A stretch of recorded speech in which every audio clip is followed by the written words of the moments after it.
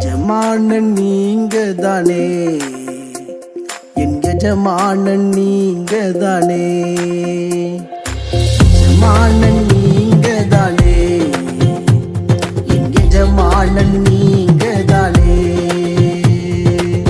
உன் கரத்தையே நோக்கிடுவேன் என்னை என்றும். ஆண்டவராகிய இயேசு கிறிஸ்துவின் நாமத்தினாலே உங்கள் யாவருக்கும் 2195வது காலை மன்னா செய்தியின் மூலமாக உங்களை சந்திப்பதில் மிக்க மகிழ்ச்சி அடைகிறேன். தேவனாகிய கர்த்தர் இந்த இரவு முழுதும் பாதுகாத்து அற்புதமாய் ஒரு புதிய நாளை தந்திருக்கிறார். அவருக்கே மகிமை உண்டாகட்டும். இந்த நாளிலும் நாம் யாருக்காக எதற்காக ஜெபிக்க வேண்டும் என்று சொன்னால், வெயிலின் காரணமாக அநேகர் பலவீனப்பட்டு இருக்கிறாங்க. அவங்களுக்கு கர்த்தர் நல்ல சுகத்தை கொடுக்கும்படியாய் இந்த வெயிலானது அநேகரை பாதிப்புக்குள்ளாக்காதபடி கர்த்தர் ஒவ்வொரு மக்களையும் பாதுகாக்கும்படியாக பகலில் மேக ஸ்தம்பத்தால் நிரப்பும்படியாக ஜெபிப்போம். தேவன் பெரிய காரியங்களை செய்வாராக. இந்த காலை மன்னா ஆதாரத்துக்காக எடுத்துக்கொண்ட வேதவசனம் ஆதியாகமத்தின் புஸ்தகம் 17ஆம் அதிகாரம் 1, 2, 3 ஆகிய வசனங்கள். ஆபிராம் 99 வயதான போது கர்த்தர் ஆபிராமுக்கு தரிசனமாகி, நான் சர்வ வல்லமுள்ள தேவன், நீ எனக்கு முன்பாக நடந்து கொண்டு உத்தமனாயிரு. நான் உனக்கும் எனக்கும் நடுவாக என் உடன்படிக்கையை ஏற்படுத்தி உன்னை மிகவும் திரளாய் பெருக பண்ணுவேன் என்றார். அப்பொழுது ஆபிராம் முகங்குப்புற விழுந்து வணங்கினான். தேவன் அவனோடு பேசி. எனக்கு பிரியமான கர்த்தருடைய பிள்ளைகளே, அன்பார்ந்த தேவ ஊழியர்களே, அருமையான நண்பர்களே, ஆபிராம் முகங்குப்புற விழுந்து வணங்கினான். கர்த்தர் அவனோடு பேசினார். கடந்த சில நாட்களாகவே ஆண்டவருடைய பாதத்தில் விழுந்தவர்கள், ஆண்டவருடைய பாதத்தில் என்ன ஆசீர்வாதங்கள் இருக்கிறதா என்று சொல்லி நாம் இந்த காலை மன்னாலை தியானித்து கொண்டே வருகிறோம். இதுக்கு முந்தின செய்திகளில் நீங்கள் கேட்டால் உங்களுக்கு அது ஆசீர்வாதமாக இருக்கும். அது மாத்திரமல்ல, இந்த இடத்துல ஆபிராமோடு கர்த்தர் பேசுகிறார். இஸ்மவேலுக்கு 13 வயது, ஆபிராமுக்கு 99 வயது. கர்த்தர் அந்த வயதான காலத்திலும் எதிர்பார்த்தது என்ன தெரியுமா? உத்தமனா இருக்கணும் எதிர்பார்க்கிறார். அவர் உத்தமத்தை ரொம்ப விரும்புகிறார். பரலோகத்தில் அழைக்கும் போது கூட உண்மையும் உத்தமுள்ள ஊழியக்காரனே என்று சொல்லிதான் அழைப்பார். ஒவ்வொரு மக்களுமே உத்தமனா இருக்க வேண்டும். அவற்றை தான் உடன்படிக்கையை ஏற்படுத்துகிறார்.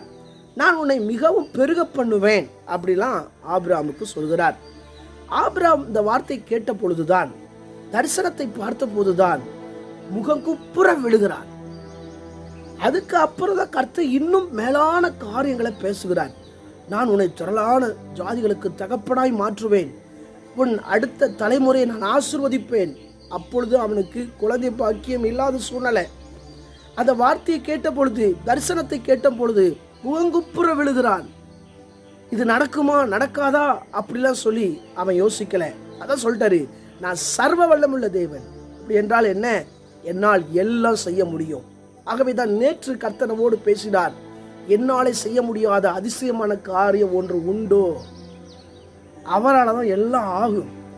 இன்னைக்கு நம்ம பண காரியத்துக்கு அவ்வளோ கஷ்டப்படுறோம், வேலைக்காக அவ்வளோ கஷ்டப்படுறோம், திருமண காரியத்துக்கு முடிப்பதற்கு அவ்வளோ கஷ்டப்படுறோம், தேவைகளுக்கு பல கஷ்டப்பட்டுக்கிட்டு இருக்கிறோம். எப்படி உயர போற நம்ம அவ்வளவு நெருக்கடிப்படுகிறோம்.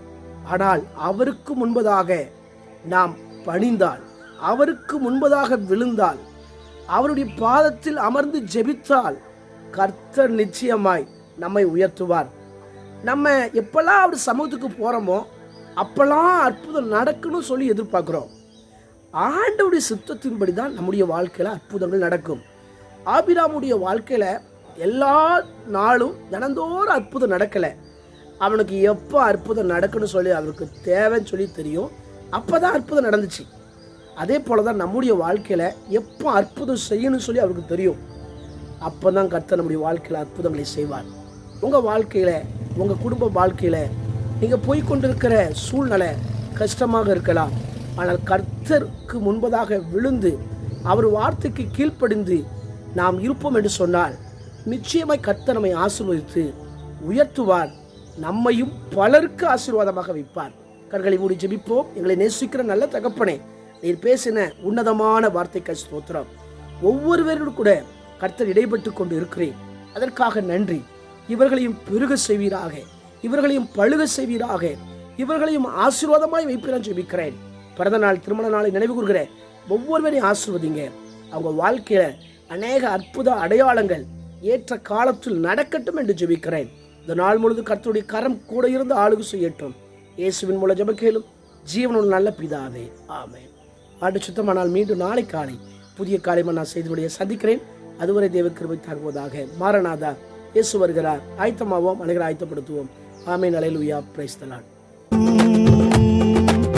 உந்தனின் சேவை செய்